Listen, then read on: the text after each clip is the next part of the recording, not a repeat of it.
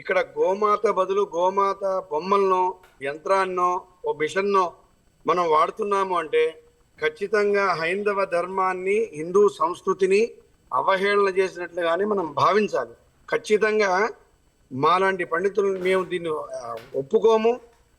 తప్పనిసరిగా దీన్ని మనం చాలా విశేషంగా ఎదుర్కోవాల్సిన పరిస్థితి వచ్చింది. ఎందుకు అంటే కాలక్రమేణా అపార్ట్మెంట్లో వాటిలో కొన్ని సందర్భాల్లో గోవు వెళ్ళలేని అపార్ట్మెంట్లు ఏమైనా ఉంటే, ఎక్కువ ఎత్తు ఉంటే కనుక మనకి లక్ష్మీప్రదంగా భావించే స్వర్ణమో లేదా వెండి గోవునో వాళ్ళ యొక్క ఆ యొక్క పాత్రలో పెట్టుకొని తీసుకెళ్ళడం అనేది ధర్మశాస్త్రం చెప్పింది. అంటే గోవు యొక్క ప్రతిమని, అంటే అది స్వర్ణం కానివ్వండి, వెండి కానివ్వండి, ఆ రెండు మాత్రమే. మళ్ళీ రాగి కానీ ఇత్తడి కానీ కూడా లేదు మనకి సనాతన ధర్మంలో. అయితే ఏ సందర్భంలో, అది కూడా ఏదైనా అపార్ట్మెంట్లో గోవు ఎక్కలేని పరిస్థితుల్లో, గోవు సంచరించలేని, గోవుకి బాధ కలిగే పరిస్థితుల్లో ఈ రెండు ప్రతిమల్ని పంపిస్తున్నారు మామూలుగా శాస్త్రధర్మంగా. కానీ మిషన్ రూపంలో పంపించడం అనేది మొట్టమొదటిసారి మనం చూస్తున్నాం, వింటున్నాము.